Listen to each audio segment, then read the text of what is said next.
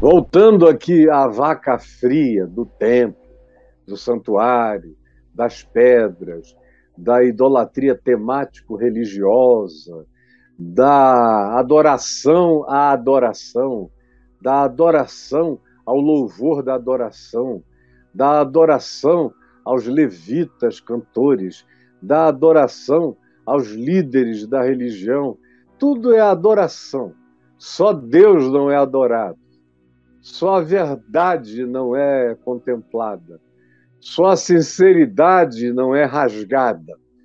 Continua tudo com véu, tudo com burca. As verdadeiras caras continuam ocultas. As pessoas só carregam máscaras e sombras. E vão para o templo mentir para si mesmas, uns para os outros, e mentir a Deus. Porque tem gente que cai num auto-engano tão grande que acham que até Deus está enganado pela persona sem pessoa, pela performance sem verdade, sem essência, sem estofo, sem carnegão, sem o âmago, sem o cerne do espírito, que é a própria manifestação da verdade de ser em Deus, com o coração em arreganho transparente na presença da luz. Então Jesus olhou, falou: que coisa nojenta, asquerosa, mas já está tarde, está escuro. E o que eu tenho que fazer precisa ser feito à luz do dia.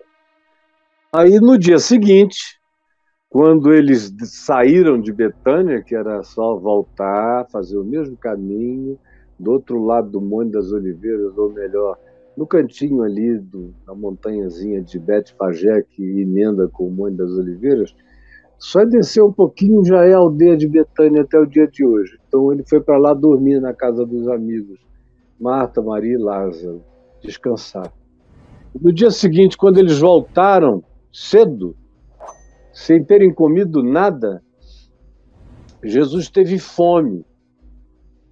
E ele saiu, provavelmente, propositalmente com fome, porque você não vê Jesus dar ponto sem nó no Evangelho.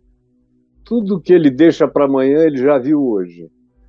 E ele tinha visto tudo, tinha observado tudo no dia anterior. No dia seguinte, ele sai com fome e vê uma figueira de longe, vem andando, descendo o Monte das Oliveiras.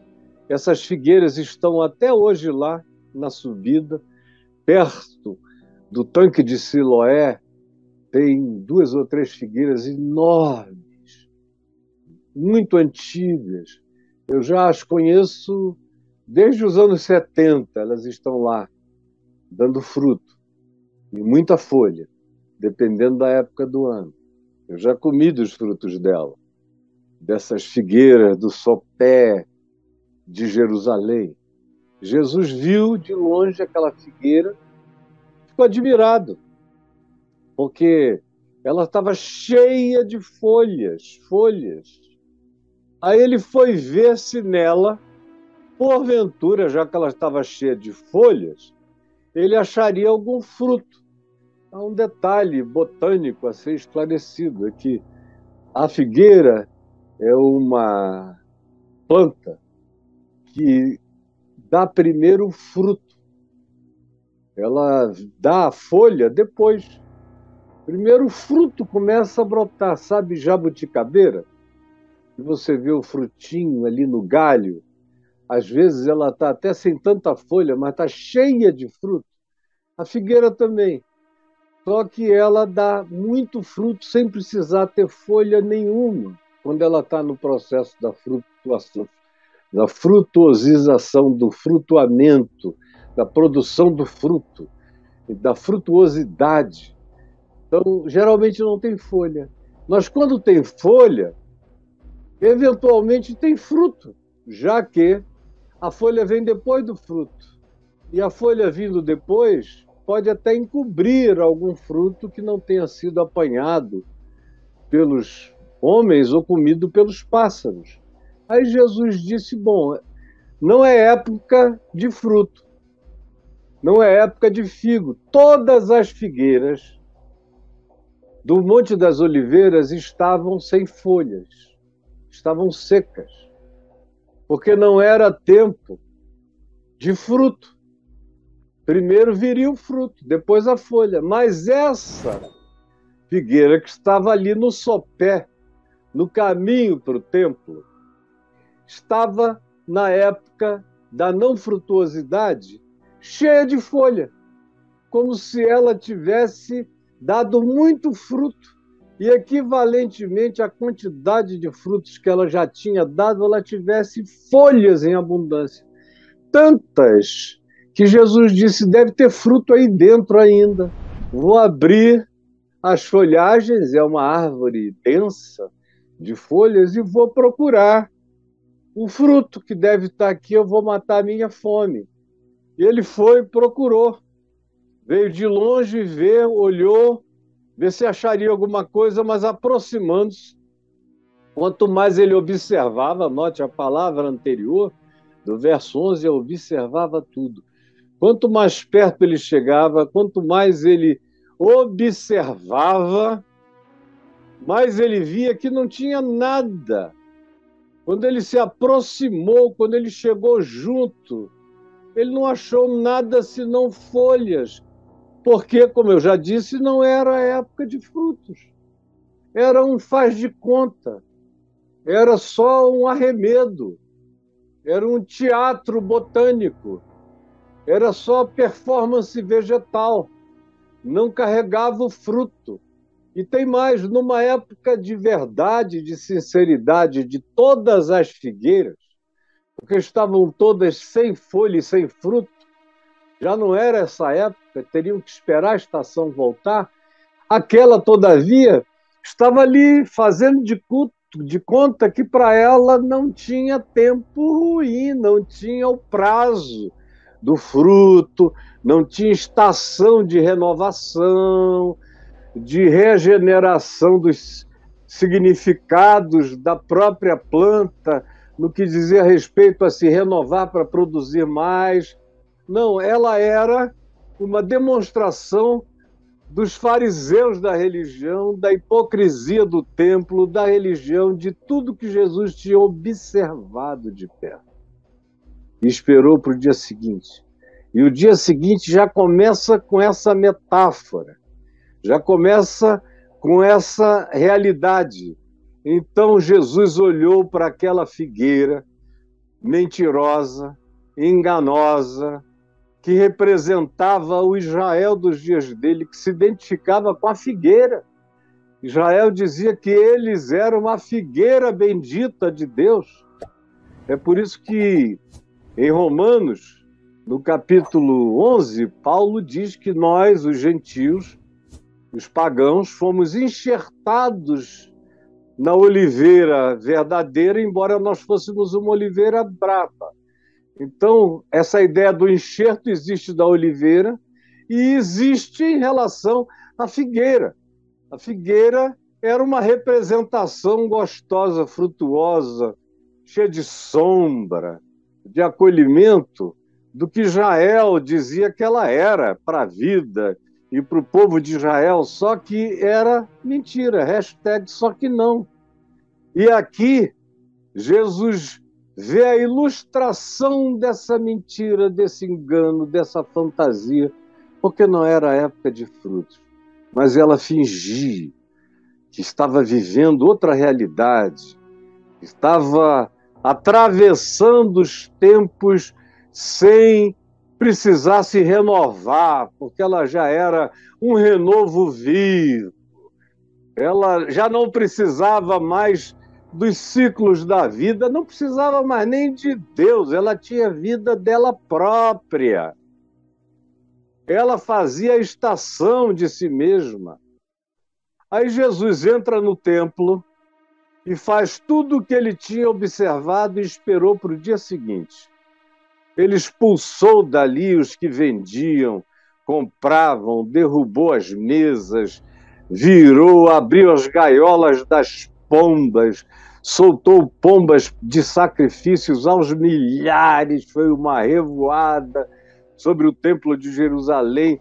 E aí começou a vir, não permitia que as pessoas conduzissem utensílios, carregando as suas mesas para colocar nos ambientes internos do átrio do templo, para fazer daquilo um bazarzão, uma grande venda de fetiches, de souvenirs do templo, de tudo que eles podiam fazer para faturar mais, além dos dízimos, das ofertas, de tudo que eles demandavam, das taxas de manutenção, de tudo. Ainda ganhavam dinheiro com esse turismo e com esse fetichismo que a gente continua a ver nas religiões, especialmente no Ocidente, entre os pentecostais e neopentecostais, nas religiões cristãs do fetiche. Mas a Igreja Católica está cheia de fetiche, a Igreja Ortodoxa é cheia de fetiche, o protestantismo da Reforma tem os seus fetiches. Eu só não tenho tempo aqui para enumerar como a gente vive no meio da fantasia. Não é tempo, mas se cria o tempo. É a história de quem sabe faz a hora, não espera acontecer. Isso é ótimo para uma iniciativa de trabalho, mas em relação a Deus, a gente tem que ter um coração aberto para a hora de Deus, para o tempo de Deus, para a frutuosidade de Deus, para a espontaneidade de Deus, para as estações de Deus, porque em Deus há tempo para tudo debaixo do sol. Então Jesus expulsou, disse: a minha casa será chamada casa de oração para todas as nações. Não é isso que está dito? Mas vocês que leem isso transformaram, todavia, a casa do meu pai num covil de malfeitores, de salteadores. Essas igrejas, essas sinagogas, esses templos são ajuntamentos de bandidos.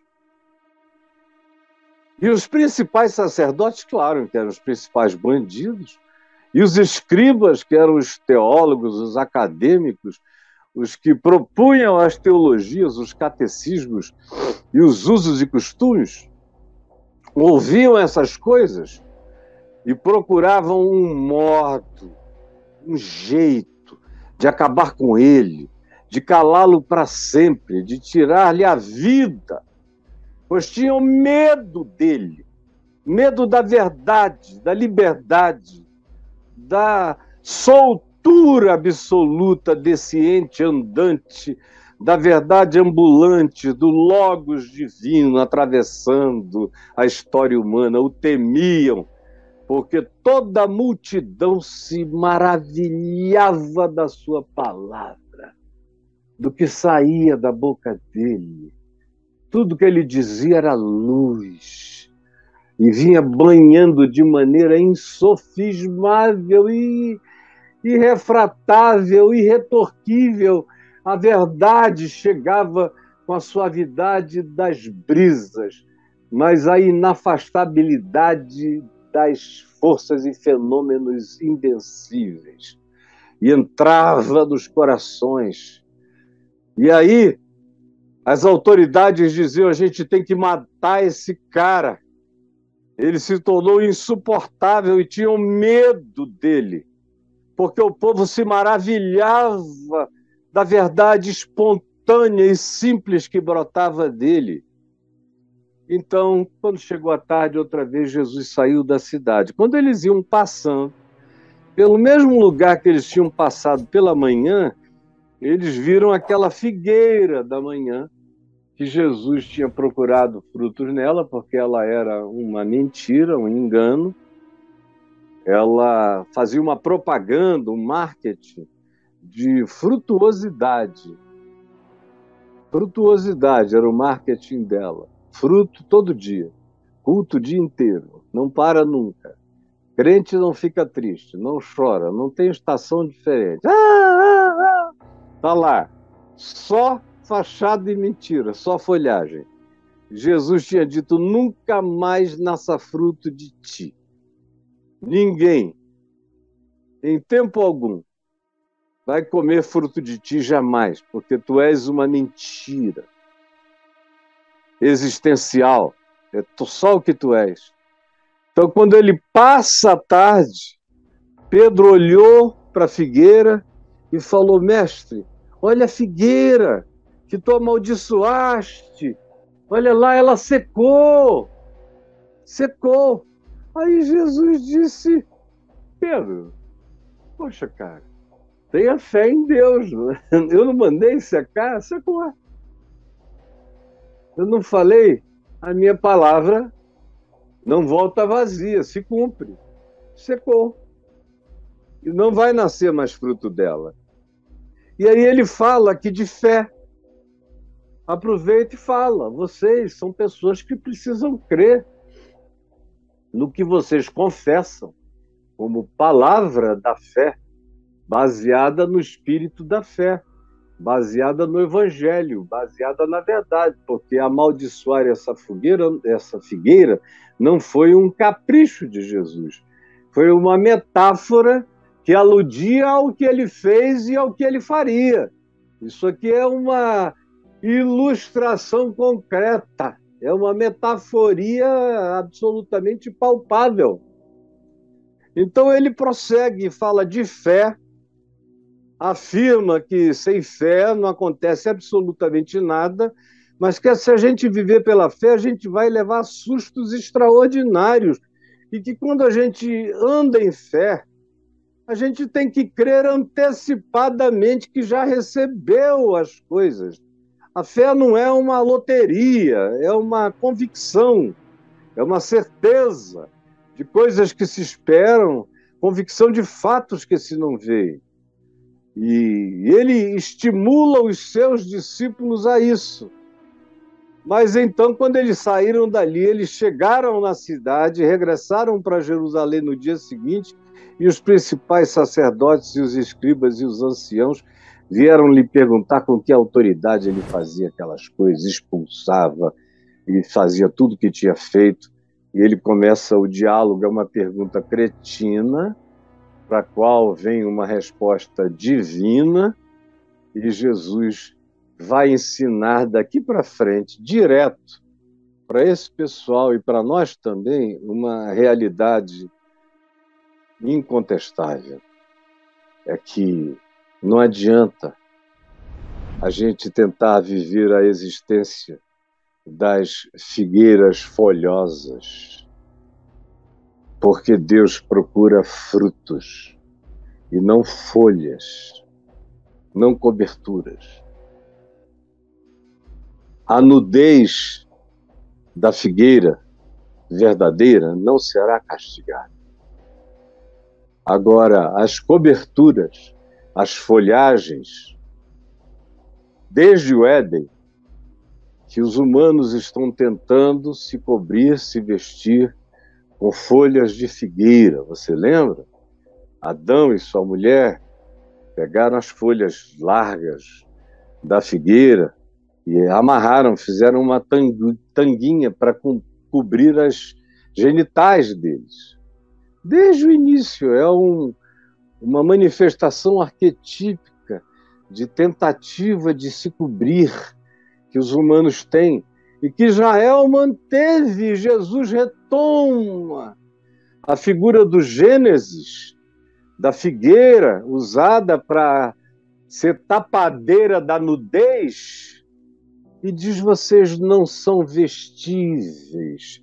A figueira não tem o poder de vestir vocês. Vocês só serão vestidos se eu vestir vocês. Foi o que ele fez. Os vestiu com peles de animais. Sangue foi derramado, animais foram usados para vestir, cobrir, propiciar a cobertura dos culpados originais.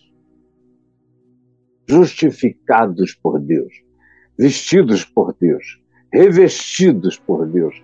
É o mesmo princípio que vai se repetir o Novo Testamento todo, e na linguagem de Paulo, ele toda hora fala de se revestir de Cristo Jesus. Mas Israel só se vestia de figueira, desde Adão para cá. Nunca se vestiu de absolutamente nada que fosse cobertura da justificação na graça, pela fé, pela ação de Deus, dizendo: eu te perdoo, eu cubro, se tu andares comigo, se tu permaneceres em mim, eu permanecerei em ti.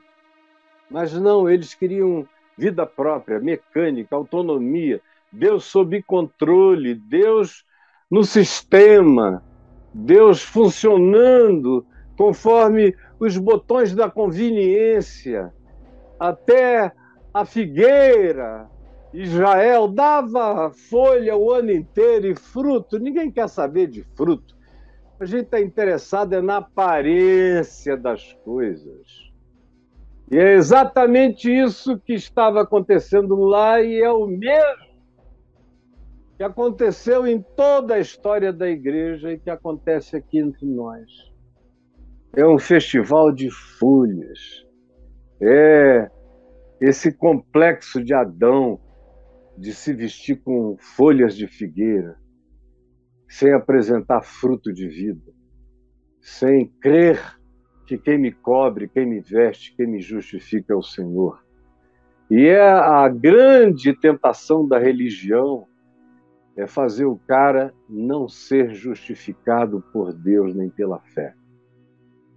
É ser justificado pela frequência, pelo dinheiro, pelo dízimo, pelos cultos, pelas liturgias, pelo que a comunidade estabelece como sinal de espiritualidade, de piedade externa, e tem tudo a ver também com os nossos bazares, até os nossos fetiches vendidos nos templos, os nossos ídolos pessoais, humanos. Tudo isso está explicado, justificado, abençoado por nós mesmos. Nem Deus pode falar. Jesus tem que ficar calado. O evangelho praticado nesse ambiente gera vontade de matar.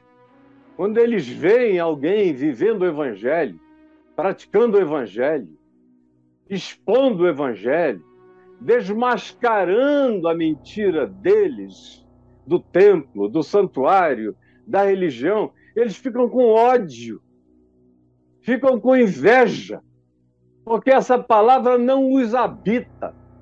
Porque sem o templo, sem o dinheiro, sem o sistema, sem as funções, sem as politicagens, sem as negociações, eles não são nada, eles não existem, eles não têm Deus, eles não são coisa alguma, eles são só um faz de conta, um presépio, um aparato falso, é só folhagem. Deus está com fome, não tem lugar à mesa para Jesus cear, dizendo: abram a porta e eu entrarei e cearei convosco e vós comigo. Não há esse lugar, não tem. É comida de folha, não tem fruto, não tem viço, não tem verdade, não tem sinceridade, não tem nada. Só tem a disfarçatez, a mentira, o mascaramento, a hipocrisia. Chega, né? Chega. É a figueira sem fruto, maldita. Aí Jesus disse: nunca mais ninguém coma fruto de ti. Você já pensou o que é isso?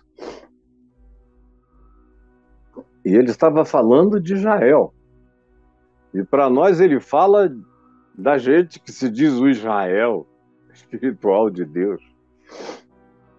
A gente chama, muita gente então chama os seus templos de Jerusalém espiritual, a casa do Senhor, o CEP de Deus, só fachada.